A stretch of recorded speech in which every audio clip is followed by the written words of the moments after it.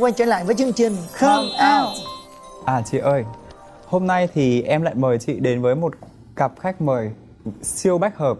Có nghĩa là một cặp bách hợp siêu dễ thương, cực kỳ dễ thương mà rất nổi tiếng trong cộng đồng mạng. Vậy hả? Chị... Thôi em giới thiệu luôn đi, em làm chị hồi hộp quá à. Xin mời khách mời của ngày hôm nay. Em tỏ tình bằng nhiều cách lắm. Em nói là em ơi em có quay anh không? Nhạt nhẽo lắm.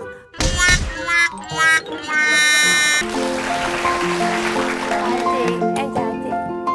Dễ thương chị hả? Hay em có thể giới thiệu về mình? Dạ, em tên là Hồ Quỳnh Nhi. Em 24 tuổi. 24 tuổi. 24 Dạ. tuổi. Em là người Mỹ gốc Việt. Nhìn em Người trẻ Mỹ gốc quá. Việt. Em cảm ơn. Em là Di Bảo. Em năm nay 25 tuổi. 24, 25 đó, trên nhau 1 tuổi. Nhưng mà nhìn quá trẻ á. Tụi em kết hôn ở Mỹ rồi. Kết hôn được lâu chưa em? Kết hôn được nửa năm. Nửa năm. Dạ. Hai bạn đều sống ở bên Mỹ hết hả? Dạ không, em là sinh ra ở Việt Nam nhưng mà em lớn lên ở bên Mỹ. Và chồng của em thì ở Việt Nam.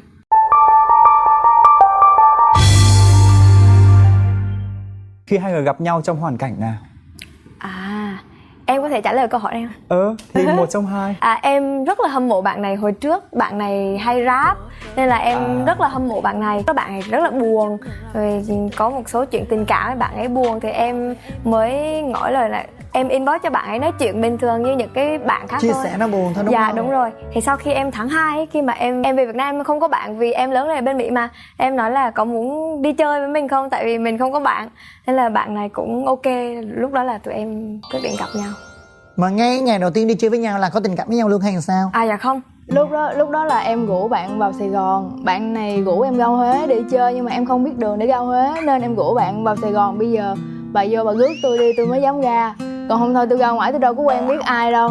Thì cái lúc đó là gặp vợ em lần đầu tiên luôn. Thì lúc đó nhìn vợ em lạ lắm, nhỏ xíu à. Cái kiểu như là em thấy cô này có chút ép mà nhìn lạ quá. Cái cảm giác như em có một cái cảm giác là muốn che chở bạn này. Em muốn theo đuổi bạn này nhưng mà em vẫn chưa nói cho bạn này biết. Em nhấn mạnh cái là lúc em gặp bạn này em tầm 38, 39 kg thôi. Giờ em 43 gần 45 kg. Còn em có tình cảm với lại bạn này không? Dạ không, tại vì hồi lúc trước khi mà em quen bạn này thì em toàn quen trai, em là gái thẳng. Tại vì hồi đó thì rất là nhiều bạn biết cái cặp đôi của Di Bảo ấy rất là dễ thương. Thì lúc đó thì bạn này cứ đăng lên Facebook kiểu đang buồn trong tâm trạng thì em mới thấy vậy. Em là một người hâm mộ, thấy thần tượng của mình buồn thì mình cũng vào an ủi thôi chứ cũng không phải là vào để tán tỉnh bạn này hay gì hết. Thật ra đó, anh có biết Di Bảo thì anh biết có một cái scandal xảy ra với em. Thì anh chỉ muốn nói là chuyện gì đã xảy ra với em mà để cho rất nhiều người quay lưng với em như vậy. Ngay từ lúc đó thì em không có muốn là giải thích kia nữa. Tại vì lúc đó em có giải thích bao nhiêu á. Nếu người ta yêu thích em thì người ta không cần nghe em giải thích. Còn người ta đã ghét em rồi thì em có giải thích bao nhiêu đó mà người ta vẫn không tin mình. Nhưng mà em có thấy oan ức không? Có một chút xíu nhưng mà cái chuyện đó rồi thời gian nó cũng sẽ xóa mờ đi hết. Em cảm thấy oan ức nhất là tại vì sao? Em phải đính chính cái điều này là ông này ổng tán em gần 10 lần nhưng em vẫn không đổ. Chứ không phải là như mọi người hiểu lầm em là em vào và em tán ông này. Đó. Có nghĩa là em bị mang tiếng là người thứ ba. Đúng rồi. Nhưng mà khi mà hai người đó chia tay hồi tháng 10 ấy, thì tháng 12 em mới thấy ông này buồn thế em mới vào em mới nói là hey what's wrong, chuyện như vậy tại sao lại buồn. Thì đó thì tháng 2 lúc đó là tụi em nói chuyện qua lại và tụi em biết nhau trước đó rồi. Thì khi tháng 2 lúc em về tặng em 10 lần nhưng em vẫn không đồng ý. Em nản. Khi mà bị mang tiếng là người thứ ba, em có bị cộng đồng mạng công kích như Di Bảo? Có chứ. Thì lúc mà em quen Di Bảo ấy, tại vì cặp đôi của bạn này quá dễ thương, khi em bước vào không ai chấp nhận em. Thì lúc đó đả kích nhiều lắm, hầu như em không chịu được cái áp lực đó và em đã từng nghĩ tới là mình sẽ tự tử luôn. Mẹ em là kề cạnh em, kiểu như rất là kề cạnh em luôn á. Rồi bây giờ cho mình quay lại cái chuyện tình yêu của hai đứa ha. Di Bảo tỏ tình với lại Xù như nào? Em tỏ tình bằng nhiều cách lắm. Còn em bỏ hết nguyên một cái Tết, bỏ hết công việc của em ra đó tỏ tình vẫn bị từ chối. Tới lúc mà vào đây lại đi chơi vẫn bị từ chối luôn. Em tỏ tình như thế nào mà bị từ chối? Em nói thẳng ra luôn hay sao? Em nói là em ơi em có quay anh không? Em ơi. Nhạt nhẽo lắm. Rồi có như em thì em có thích lãng mạn. Bạn thích cái kiểu như lên mạng coi phim mấy phim Hàn Quốc tỏ tình lãng mạn thì em cũng gán lên em coi, rồi em thấy thích bong bóng thì em có mua một cái thùng bong bóng, cái kiểu như là mình cũng rất là lãng mạn. Đi vô một cái phòng thì em cũng có tặng hoa bạn này thích là hoa hướng dương, rồi bạn này giống như là làm em tụt cảm xúc là anh ơi anh tặng cái thùng cho em chi vậy, anh có để chặt sát người trong đó không? Không thôi anh mở ra luôn đi. Hồi đó đang nổi là cái thùng xốp mà mấy bạn này cứ chọc em hoài là thùng xốp không nên em rất là sợ. Thì em kêu thôi cái món quà đó là giống như là em tự tỏ tình với em vậy đó. Anh mở ra thử coi trong thùng đó là cái gì, em tự mở bong bóng tự bay ra, em thấy rất là nhạt, xong rồi em lúc đó là rất là nản Chắc luôn. buồn lắm à. Thật ra em chưa bao giờ quen tomboy. Hầu như trước khi em biết bạn bi chồng của em ấy thì em chưa biết tới LGBT là gì. Thì khi em không biết là em thật sự có cảm xúc với bạn này không, nên đó là lý do em cứ mãi cứ từ chối. Là lúc nào đi chơi em cũng là tỏ tình là em ơi bây giờ em có chịu quen anh không, em ơi em có chịu quen không. Nó thẳng vậy luôn hả? Nhây Sao lắm. nó thẳng quá vậy? Em không có biết tỏ tình sao nữa đâu. Đến lúc nào bạn này mới đồng ý? Tới cái lúc cái vụ scandal của em nổi lên, bạn này là người thứ ba, thì lúc đó một mình trong lòng em cũng rất là buồn, tại vì mình quá nhiều người bị công kích đi, nhưng mà em rất là ức mà em không có nói ra được. Cái em mới điện thoại em nói với bạn này, thôi bây giờ em bị mang tiếng người thứ ba rồi, bây giờ em quen ai cũng đâu có được, thôi em quen giùm anh luôn đi. Quen luôn. Mà lúc đó em sợ gia đình của em cũng biết, tại vì gia đình em là người Huế thì gia đình của em rất là khó về những cái vấn đề này. Thế mà em cũng thương, lúc đó cũng thương Bi, thương hai tụi em, thì ồ gia đình mình biết hết trơn rồi. Thôi vậy thôi tới luôn. Rồi khi mà mẹ biết đó, cái hành động của mẹ đối với hai đứa là như nào? Mẹ thương em lắm, mẹ sợ em chết, mẹ cứ kề em miết, em không làm được gì hết, không ăn không uống. Mẹ em sợ thì chắc là mẹ lơ đi cái chuyện mà hai tụi em quen nhau luôn. Mà cứ khuyên em, khuyên Bi nữa, thôi tụi con đừng buồn. Rồi mất bao lâu hai đứa vượt qua được cái giai đoạn khủng hoảng đó? Em thì chắc cỡ 1 tuần. Em không biết Bi thì sao? Em chắc là em bị sóng gió quá nhiều rồi. Thì em chỉ nói với vợ em là thôi em ơi em cho anh khoảng chừng tầm vài ngày thôi thì anh sẽ bình thường lại. Nhưng mà cho chị thắc mắc, chị hỏi nha, thì cái vấn đề mà ví dụ chia tay một mối tình thì đâu có gì đâu mà phải cộng đồng mạng gay gắt với em như vậy? Giống như là tụi em quá phô trương trên mạng, mọi người biết về mối tình của em quá đẹp đi, cho nên có một cái gì đó xấu về em thì mọi người sẽ chỉ trích. Nhưng mà chia tay là do hai người đồng ý chia tay hay là? Vâng, hai người đồng ý chia tay, lúc là tụi em không hiểu nhau nữa và em quen quá là xa. Em nghĩ là có thể là cái cặp đôi này là quá đẹp, quá hoàn hảo đi. Đó là một cái mơ ước của những cái bạn mà LGBT. Nên là khi mà em bước vào họ chia tay người ta không đồng ý. Đúng rồi, họ cứ mãi quay về đi. Mặc dù bây giờ hai tụi em cưới nhau, người ta cũng kêu tiếc quá, hai người quay về đi. Vẫn như vậy. Nhưng mà bọn em bây giờ kiểu rất đẹp đôi mà. Em cảm ơn rất là nhiều. Cái lời mà người ta công kích em á, làm cho em đau lòng á, có những cái lời nào mà em thật sự cảm thấy tổn thương không? Tổn thương thì chắc là không có đâu, tại vì đó giờ em bị rất là nhiều. Nhưng mà về mặt của bạn gái em thì nói bạn gái em là người thứ ba, là phá đám đúng không? Lúc đấy tại sao em có một cái lời nói nào công khai để bảo vệ người bạn gái của mình không? Giống như là hầu hết là họ không tin em.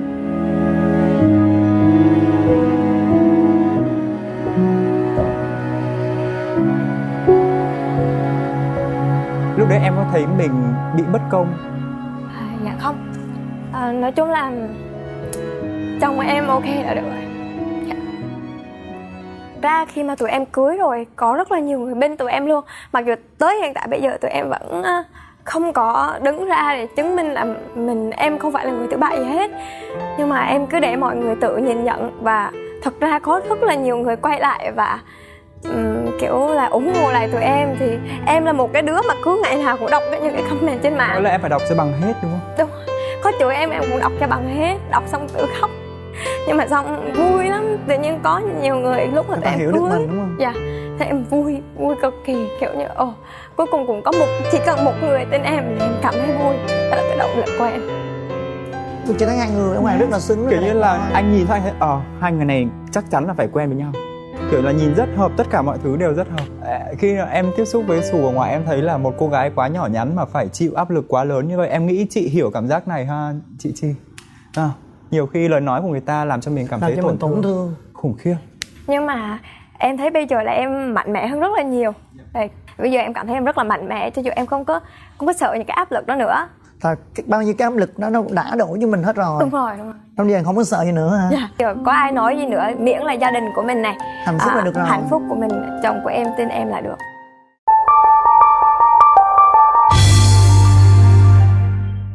Khi nào thì hai đứa có nụ hôn đầu tiên? Quen bao nhiêu lâu đó? Anh muốn kể không hay là em Kể luôn đi, có gì đâu, vui mà. Em kể cho nha. Tại em sợ em nói nhiều quá. Tại vì cái lúc đây là lần đầu tiên trong cuộc đời của em luôn. Hồi đó là hồi tháng 4. Thật ra là lúc đó tụi em đang tìm hiểu nhau, mà tính của em quá open, có thể là vậy. Lần đầu tiên anh này dẫn em đi bar, thì mấy bạn này là uống rượu, không phải uống rượu mà cũng tụi em không phải dân chơi để uống rượu đâu, chỉ uống mấy cái cocktail bình thường. Tại vì mấy bạn uống mà em chưa bao giờ biết uống, em nói thôi cho tôi chơi với. Tại lúc này chưa quen nhau mà cho tôi chơi với. Thôi thì tụi em chơi bài, bạn nào thua uống. Em chị ơi, em uống gần 50 ly. Em thua hoài. Gần 50 ly. Không, em không phải thua hoài, em thua chừng cỡ 20 ly thôi. Xong cái mấy lần sau em xuống đó cái em say mềm rồi, em như con bầm rượu em uống tiếp. Tự cầm Tự rót tự uống. Em mời chị có muốn em lấy em uống luôn. Một lần duy nhất trong đời em tận tới già luôn. Xong lúc đó em thấy bạn này, lúc chắc em say rồi, cái em thấy bạn này một cái con người khác, xong rồi nhảy nhót rồi thích lắm nha. Em thấy cái em nghe những bạn khác kể lại em đệm hôn tới tấp luôn. Hung ở đó luôn. Như ôm hôn hoài luôn. Ông này cũng cái xong rồi bạn em nói thôi mày tránh xa nó ra đi, nó say rồi mày tránh xa nó ra. Hồi nãy tới giờ hả, một tháp rượu là nó uống hết rồi đó, em uống hết luôn. Rồi lúc đấy cảm giác của Dĩ Bảo thế nào em? Để hung luôn. Không, Thích rồi. có nghĩa là Còn có thích chưa? Thích rồi, trời ơi. nên mới để đó. Để luôn, hung luôn. Trời, có hung lại không?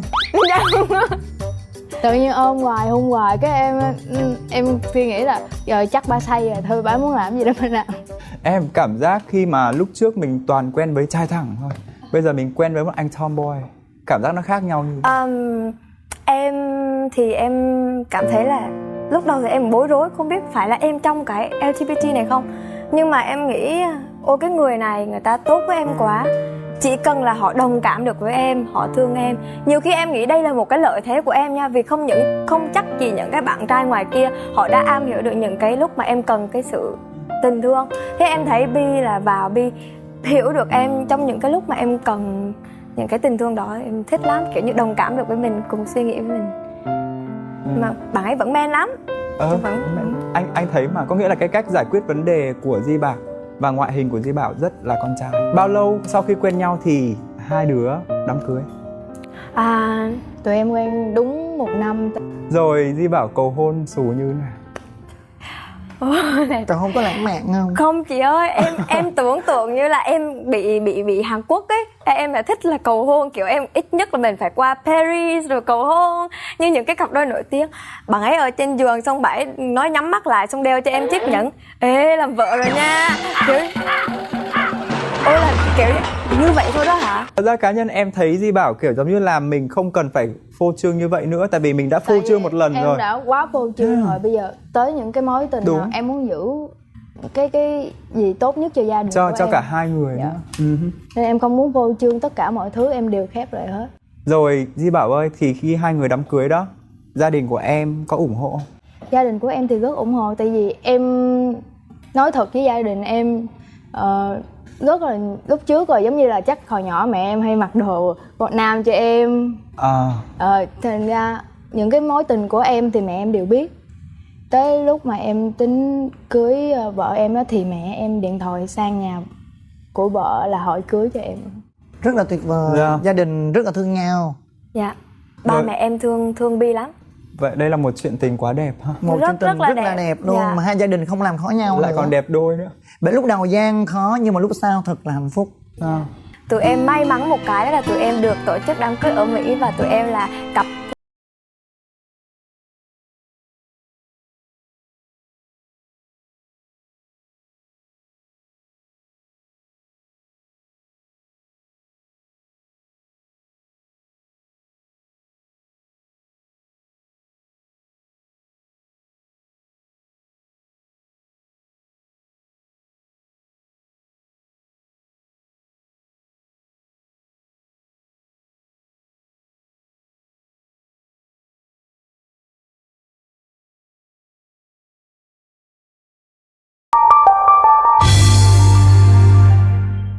Rồi sau khi hai người kết hôn xong, cái câu chuyện tình yêu có thay đổi từ màu hồng sang màu khác không? Hay là nó vẫn đẹp như Yêu vậy? nhau lãng mạn sâu sắc hơn không? Từ khi bắt đầu kết hôn. Thay đổi 360 độ. Thay đổi sao kể nghe coi. Tại lúc đầu thì em rất là thích vợ em luôn. Tại vì vợ em theo kiểu cái phong tục người Huế là một người vợ đảm đang, sáng thức dậy nấu ăn, buổi trưa làm đồ ăn cho em, rồi tối massage, tới khi nào mà em ngủ em không cần biết luôn. Bây giờ thì hết rồi. Cho em đính chính một cái điều này, không phải em không làm những cái điều đó vì em quá bận. Bây giờ tất cả những cái công việc chị thấy từ cái lúc cưới em là 43 kg cho tới bây giờ là 48 kg rưỡi, là 7 lên là 5 kg. Em cho bạn ấy ở nhà hết, chỉ có đi tập thể dục và chơi game thôi. Còn tất cả những cái công việc nhà, giao hàng hay đại lý tất cả em quản hết. Nên em không có thời gian mà phải nấu cơm rồi buổi trưa thì làm nước cho anh theo đúng nghĩa của người vợ nữa. Không có thời gian đúng Dạ, không? tối em làm 3-4 giờ sáng em lên em ngủ quá trời Sao mà mệt. massage được chứ, em massage 8 giờ khuya. Nào Di Bảo, tại sao lại để vợ làm một mình như vậy em? Sao em không phụ với Bảo? Vì lúc mà trải qua cái scandal này thì vợ em nói vậy nè: em sẽ làm mọi thứ em bù đắp cho anh. Tại vì lúc trước á, em thật ra em cứ để bạn này kiểu cứ theo đuổi em hoài thì em cũng thấy tội. Thì khi mà quyết định em nói ok em sẽ quen anh thì em có nói với anh là từ đây về sau em sẽ dành cái cuộc đời của em này, em sẽ bù đắp hết lại cho anh. Quá bản lĩnh hả chị? Chị có thấy mình ở trong đó? Chị sao hay gà chị vô vậy? Em thấy một người yêu hết mình. Đúng rồi, chị với mấy này có một sự tương đồng là yêu ai là yêu hết mình và thích bù đắp cho người khác. Rồi bây giờ thì anh thấy ghen tị với hạnh phúc của hai đứa quá. Vậy thì mai mốt em cũng kết hôn đi. Dạ không, để bớt ghen tị thì hai đứa kể tật xấu của nhau cho anh nghe đi. Kể tật xấu của nhau đi. Dạ. Em mà kể tật xấu của vợ em là không biết bao giờ hết luôn á. Vậy hại chân nhiều lắm mà. Thì mỗi lần giận nhau vợ em hay bỏ ra ngoài Đi một mình. đi một mình, mà thật sự là mình rất là lo tại vì không có biết đường. Mà vợ em hay núp trong quán cà phê hay là em kiếm được một lần rồi, hoặc là núp trong spa em kiếm được Em hết chỗ đi rồi. hết chỗ rồi. Tới lần cuối cùng thì lúc đó em cũng bực quá rồi, mà em không biết kiếm chỗ nào nữa. Chắc những cái chỗ mà em đã kiếm rồi thì bạn ấy biết rồi, bạn ấy chui vô công viên. Thì em cũng đi từ đằng sau đi tới thì em thấy bạn ấy ngồi cũng cảm giác là vui vẻ lắm, kiểu như là chồng tao sẽ đi kiếm tao. Chị đang vui vậy hả? Cái kiểu cái xong rồi cái em cái tự nhiên bạn này bạn nhìn qua em cái kiểu như là ôi nó thấy tao rồi, khóc thôi.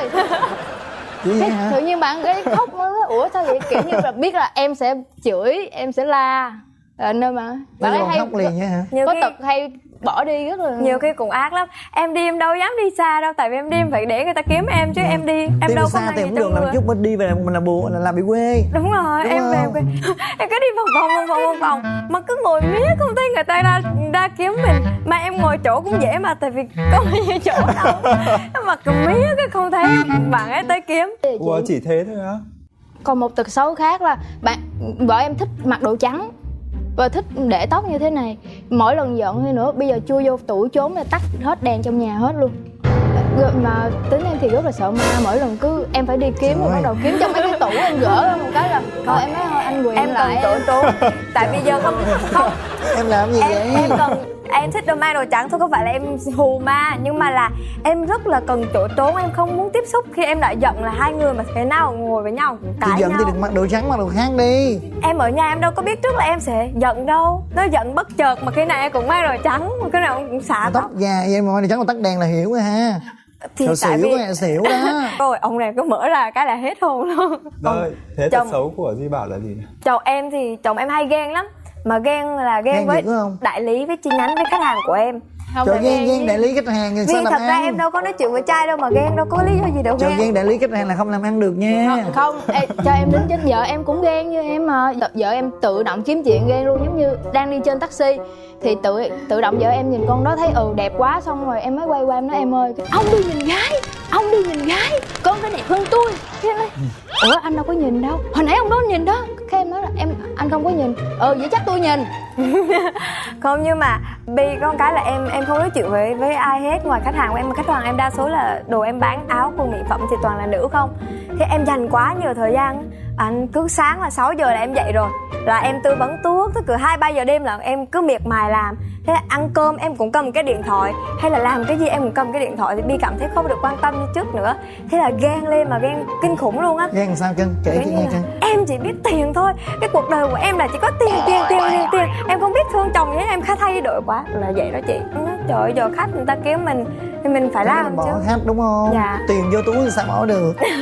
Không nói chuyện với khách mà giống như là ai mà giống như là đại lý hay thân tâm sự về hôm nay tao bị người yêu bỏ, cũng bỏ hết nguyên một ngày tâm sự luôn, mà đó là chuyện của người ta ấy. Đại lý chi nhánh là chị em của em đó, nên là em phải dành thời Chia gian sẻ cho người ta. đúng. Cái đấy Người là nhà mà. cái đấy là dịch vụ khách hàng tốt đấy anh. Đâu có lúc mà đi chơi mà hai đứa tự thưởng cho nhau những chuyến đi Thái, em cũng cảm giác là hai đứa sẽ đi ra mua đồ ăn hoặc là chơi giỡn nha, rồi xong cũng điện thoại kể chuyện từ ở trong khách sạn suốt luôn rồi điện thoại. Không, đúng rồi, có những lúc mình cũng phải nên dành cho người yêu của mình. Đúng. Bản lĩnh. Rồi, cái đêm tân hôn của hai người như nào? Thấy chưa? Cặp nào cũng hỏi đêm tân hôn á. Ok. Hiểu luôn.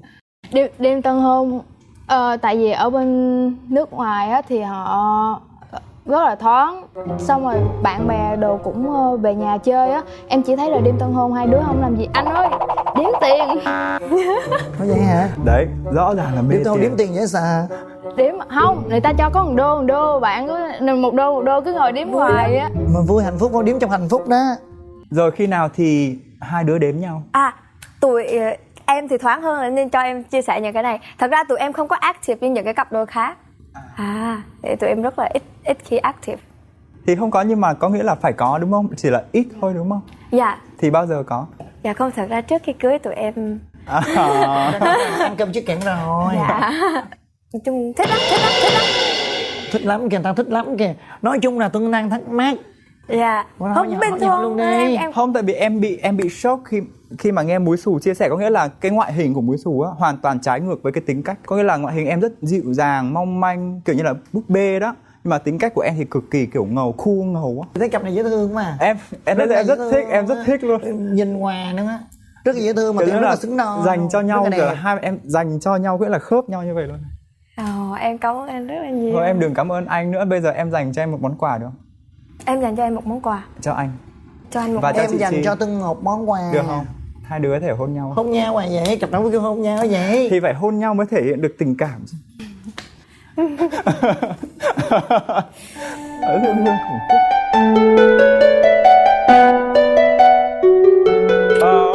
Như vậy được không? Anh cực kỳ ngưỡng mộ chuyện tình yêu của hai đứa. Qua một cái buổi nói chuyện ngắn thôi mà anh thật sự anh muốn trở thành fan hâm mộ của hai đứa. Em cảm ơn hai anh chị. Và Quý nhân anh dịp em. thì chị và Tuân cũng chúc cho hai em thật nhiều niềm vui và thật hạnh phúc và nắm tay nhau hết suốt con đường này. Cảm ơn Di Bảo và Múi Xù đã đến với cuộc nói chuyện ngày hôm nay. Và thời lượng của chương trình hôm nay đã hết. Xin mời quý vị cùng đón xem chương trình Come Out Bước Ra Ánh Sáng được phát sóng vào lúc 8 giờ sáng thứ hai hàng tuần trên kênh YouTube của MCV Media và cổng thông tin Mnet Buzz. Và mọi thắc mắc xin gửi về fanpage của chương trình là Come Out Bước Ra Ánh Sáng để có được câu trả lời trực tiếp và nhanh nhất nhé. Bây giờ thì xin chào và hẹn gặp lại.